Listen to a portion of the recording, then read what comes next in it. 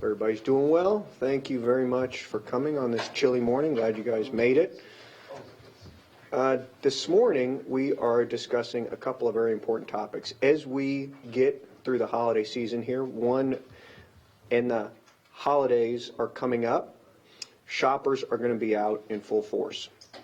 With that in mind, most of the time this year is an opportunity to shop for family and friends, but there are professional thieves out there who work the retail circuit to shoplift. These aren't your garden variety shoplifters. These are organized professionals responsible for hundreds of thousands of dollars in retail theft, and it impacts all of us. Hundreds of thousands of dollars.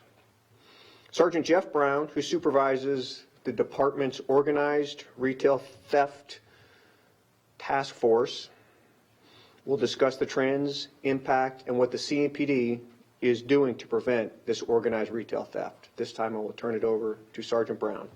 Sarge. Thank you, Captain. I do appreciate it.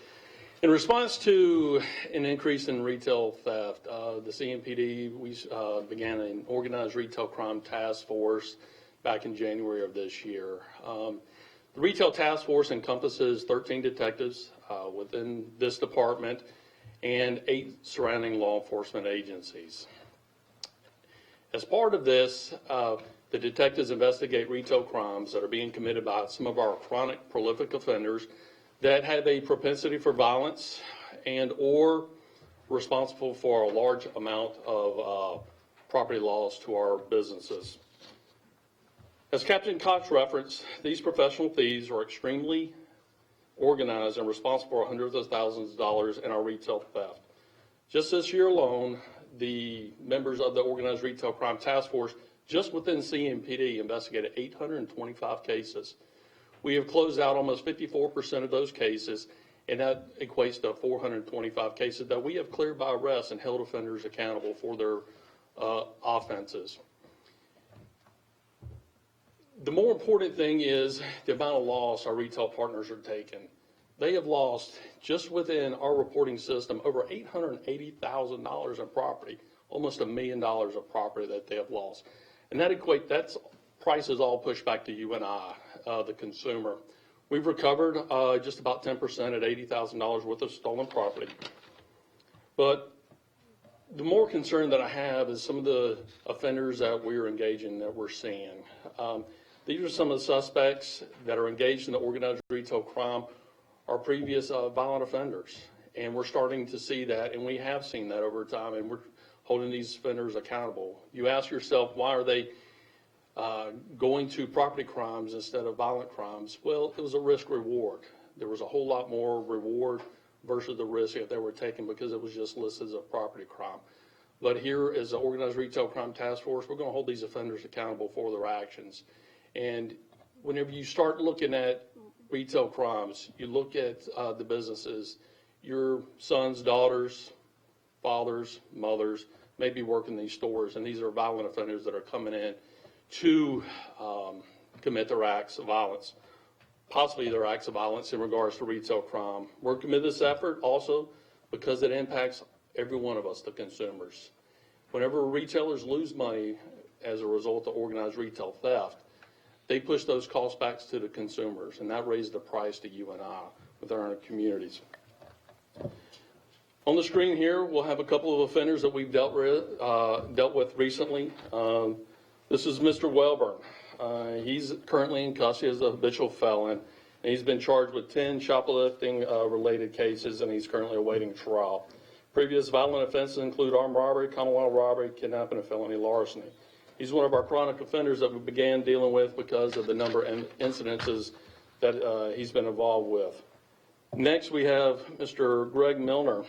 These are most recent cases. Mr. Milner was targeting some of our health and beauty supply stores. There's going to be a video attached on Milner later, and this is actually the video right here in his act. Imagine if that was your mother, son, daughter behind that counter. He's currently being charged with felony larceny, common law robbery, and armed robbery, and conspiracy to commit armed robbery. He has prior arrest for about all the same things.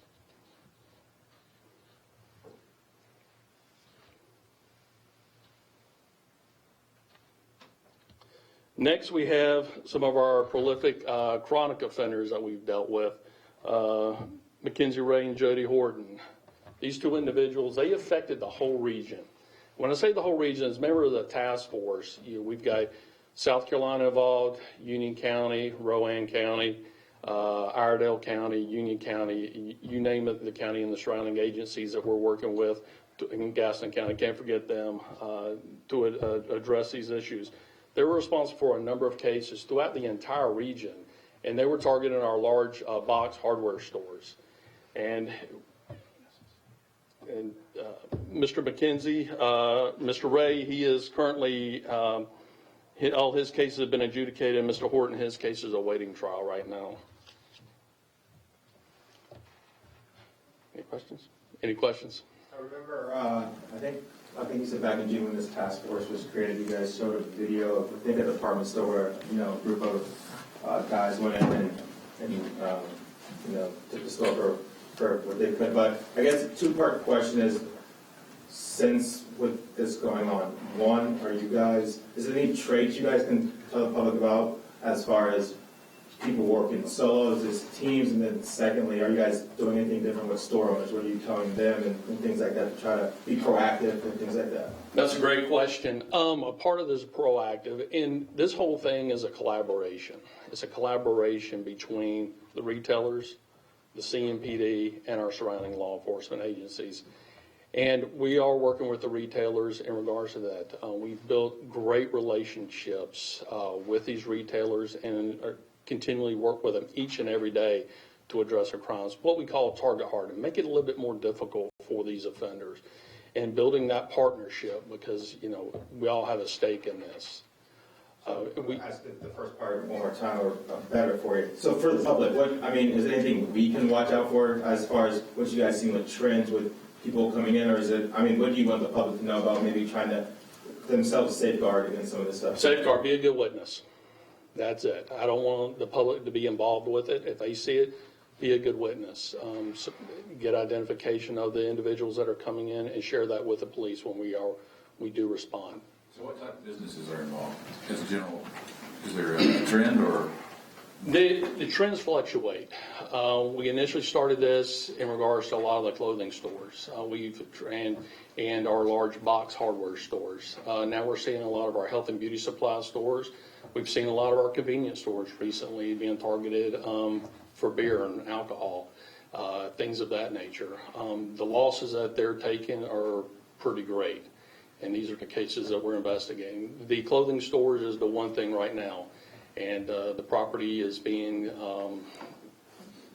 fenced off to the public, whether it be in social media or through eBay stores or anything that's online. Do they have a particular scheme that works for them over and over again? Like, do they one person distract, or do you see any similarities in the crimes they're committing?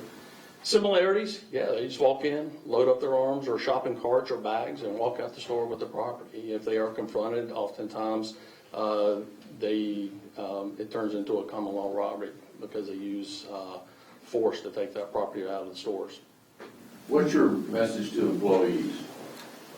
Same as the general public, to be a good witness and work with the police department. We're openly available to meet with the stores and to address any issues they have, and we'll come in and just be a good partner. The two gentlemen that you showed on the screen together, are they related to the, we had a Tool King update here where there's a lot of tools that were stolen and fenced off and sold. Is that I don't believe they were involved in any of the Tool King that I recall. And how much of this goes back to the loss prevention officers at the stores? We've heard something about Lowe's, for example, not stopping anyone leaving the store, and I guess that leads to you guys having to step up and do more enforcement. Well, the last thing I want a store to do is have an employee intervene and be injured. We can handle the investigations on down the road. I expect the stores to be good stores and good partners with us if we're going to address your crimes. I expect the stores to target hard on the product, make it a little bit more difficult, and work with the police department. Your video surveillance, we have a large group of stores that are improving their video surveillance with the technology that we have, and we're using a lot of technology to address these crimes right now. So you give them a security audit, lighting and camera angles and that sort of thing? Oh, absolutely we do. We actually do that on a regular basis, and we've worked with a lot of the corporate offices for a lot of our larger stores, throughout the country. I actually meet with them regularly. Got a meeting coming up next week with one of our major retailers too. With the number of holiday shoppers, does that make it easier for the criminals to get away with it? With the amount of shoppers that are going to be in stores, it's harder to keep track of them? I won't say it's harder to keep track of, just because of the volume of what they're taking. When you see an individual walk into a store and walk to a table that's full of clothes and scoop it up and walk out the door, yeah, it makes you raise your eyebrows a little bit. So it's not, they're not going in and stealing, as we said at the initial press conference, a candy bar. We're seeing thefts, starting at $1,000 upwards. So I've seen a couple that have been $15,000, $20,000 that have come through from our larger box stores. You're getting going. Sarge, and I don't know, Captain Koch could mention, or you could, we also, if you want to mention Detective Finocchio on the way out, and he'll be available just to... Recently, we are a member of an organization called Carolina's Organized Retail Crime Alliance. And one of our detectives with the CMPD, he was actually recognized as the CORCA, as the acronym, North Carolina Law Enforcement Officer of the Year, and that's Detective Anthony Finocchio. And he's actually one of the founders of this task force and does a fantastic job. And he'll be available for any questions that you may have, and he's the expert on all this. And it's actually all the detectives in this department and our surrounding law enforcement agencies that make the difference in making this happen. Make him available for one-on-ones afterwards. Thank you, Sarge. Can you do that one more time? Just look at your camera. We will send this out to you guys, the videos and the pictures, as well as a press release with all the names that we have. It's a issue that we have taken seriously, and particularly over the last year, in terms of all the hard work that our department is doing to try to combat that organized retail crime. Next up, switching gears a little bit, we have Lieutenant Brian Crum here to answer any questions that you all might have about the recent homicides that we have investigated. I know there have been a lot of questions from your end, so at this time I will turn it over to Lieutenant Crum to answer some of those questions. Lieutenant Crum. So like I said, it's been a busy weekend, and I know we've been getting a lot of questions from you guys, so I'm just kind of opening it up to anything that you guys might have about the last few days of work we've been doing. Lieutenant Crum, there was that one homicide. At first, I think it was a death investigation of a 79-year-old man, and then turned into a homicide. We haven't reported many details, but can you tell us the circumstances there? At this point, like I said, it's very early in the investigation. We're still looking into a lot of different aspects of it. What I can tell you is that he was a beloved member of the community. We know that a lot of people would stop by and chat with him, and a lot of people knew him, and we need to talk to those people. So if there's anyone that has any information about that case that can tell us about what may have happened to him, we would really appreciate them giving us a call. It's always they can call Crime Stoppers or the TIPS line. Was it like was it a robbery in his home or anything like that? No, we don't have any evidence of that at this point. Like I said, it's just very early on. We're not sure of the circumstances, and that's why we need to talk to some more people to find out what happened. What about the one down there in Wilson Court? He had 4 people shot, not 5, right, but 2 dead and a 75-year-old suspect. I know you probably don't want to get into the real details, but I mean, that's not an unusual set of circumstances on the face of it, maybe not. It's unusual. Certainly, it's senseless when you have somebody that decides to show up and inflict that manner of violence. They brought a firearm into, again, we're just seeing the same themes again. Very minor dispute. Decided to bring a firearm, and as a result, 2 people are dead and 2 other people are injured. It changed a lot of lives. Okay, so can I infer from that, without again giving away too much, that he went to that house armed and got into some kind of confrontation? Sure, he knew people that were at the residence and went there, and there was a dispute amongst them, people that knew each other, and he brought a firearm into it. Drugs involved in any way? I don't know that it really has anything to do with drugs. It really is just an issue of an interpersonal dispute. I talked to a couple people out in that area, and they believe that that house there have been, a lot of maybe petty robberies and things like that, and that house may have been the center of it. Could you say that was any motive, that stolen goods in that house or anything like that? No, we don't have any evidence of anything like that. I know that people in the community were aware of the house. There's kind of always some challenging locations sometimes, but that didn't have anything to do with the homicide on that day, or the homicides. Do you believe in the Sky House murder? The people knew each other? Again, it's early. I know that you guys reported that it's a secure building. We believe that there are people that they at least knew one another somehow. We're not exactly sure what their relationships are at this point. We're continuing to investigate, but we do believe they knew each other somehow. And the 79-year-old man, do you think, was that a random act of a random murder? Or? No, I don't think any of the cases that we saw over the last several days since last Thursday would be considered random. All of these people knew one another, had some type of interpersonal relationship, kind of varying, but all evidence indicates that they knew each other and were together for one reason or another when the violence occurred. Brian, just keeping up with all of it. God almighty. How do you do it? We take it one case at a time. A lot of times, you guys report on the media the number, it's 96 right now. But as detectives and investigators, we see each of those cases as an individual. So we see a young man getting ready to go to school, a young gentleman working at a small business, trying to make a living, a woman in traffic. So we see each case, and we try to focus on each case and its individuality and take care of our victims and try to find justice for their families. All right. Thank you, Lieutenant. Appreciate that very much. Our final guest today needs no introduction, though probably for this demographic and this age group, we do need a little bit of introduction. He is a radio personality for 92.7 The Block. The radio personality for 92.7, and he is going to be talking about a youth summit that we are hosting next Tuesday evening, 5:30 to 8, at the Greenville Recreation Center. And without further ado, I will introduce you to Chewy, who will talk about that. Chewy. You got it. Good morning, everybody.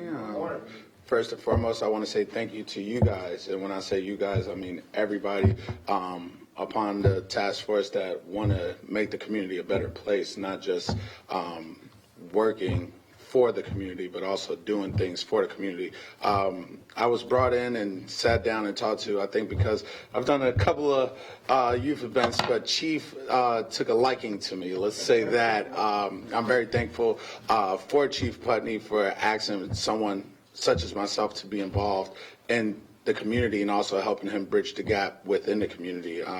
It's been very near and dear to me. I was raised by a police officer, actually, who took his time out throughout the PAL League and giving back. And I feel as though that is our purpose, especially as young African Americans and young minorities such as myself, that it is imperative that we give back to our community and set the tone, not just being reactive, but being proactive. So I'm excited.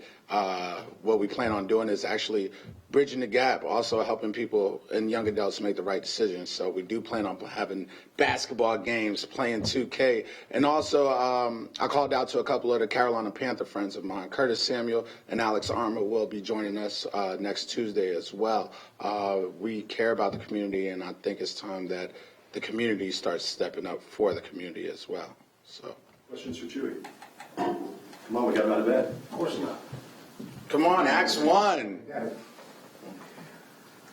Mark, are you sick? They're like, no. How are you? I said, oh, okay. Nope. If somebody comes to this event, when they walk out of the event, what do you hope someone gets out of attending this? I hope that people attending this get a different perception in the community, not just in the police force, but in the community as a whole, as far as making the right decision. Time after time, like we've seen with shoplifters, they make bad decisions. And where aiming for the ages of 14 to 18, right when people get influenced heavily, whether it's the music, whether it's the social media. We just want them to make the right decision and not be another statistic. So it doesn't matter if you're white, black, Asian. This is an all-race thing. This is all about our community. And then is this event free? Do they need to go to a certain website? Event is completely free. Everybody from doing this event, no one's getting paid from this event. Not I, not anyone there, not the Panther players.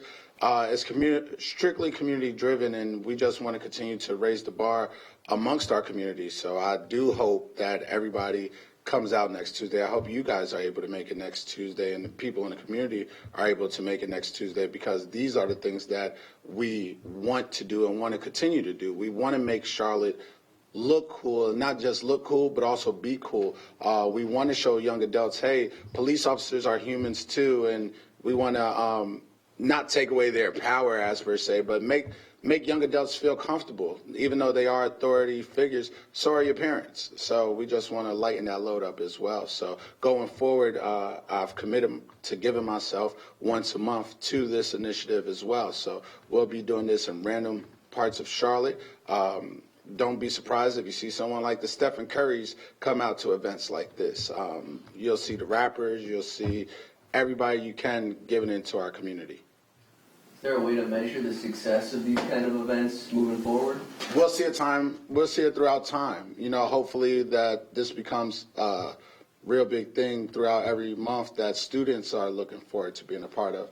I'm pretty sure a lot of people here in this room are not familiar with my community service, but pretty much every high school student in Charlotte knows who I am, strictly not because I'm trying to promote something, but I actually team up with artists that may be the gang or whatever, and I actually tell them, hey, you guys, leave that aside. Let's give back to my community. So I need you sober. I need you doing this. And I need you actually telling these young adults that this is entertainment. This is not real life. Because you get these young adults that listen to the rap music, and they make it a part of their real life every single day. So let's try to change that narrative up. Thank you, Chief. Thank you guys. Listen, his influence and reach is really immeasurable, and the fact that we are honored to be able to work with Chewy as we look to reach the youth of our community. We are confident we will be sending out information about next Tuesday, 5:30 to 8, Greenville Recreation Center here in Charlotte. Be there or be square. That's probably aging myself a little bit there. That's probably not a Chewyism. But we thank you all for coming today. We will again share with you the information as well as the video that we played earlier about our organized retail crime task force. Detective Finocchio is here as well if you would like to speak with him about any of the cases that he has successfully prosecuted. With that, thank you for coming. Have a great day.